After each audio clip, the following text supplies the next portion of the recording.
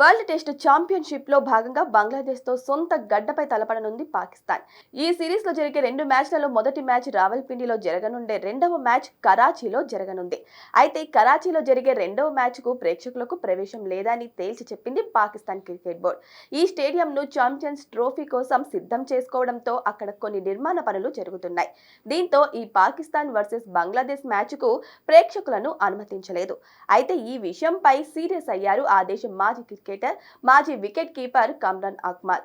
ప్రేక్షకులు లేకుండా cricket match నిర్వహించడం సిగ్గుచేటని, ఇలా చేయడం వల్ల తమ దేశం మిగతా క్రికెటింగ్ దేశాల ముందు తక్కువ అవుతుందని అన్నారు.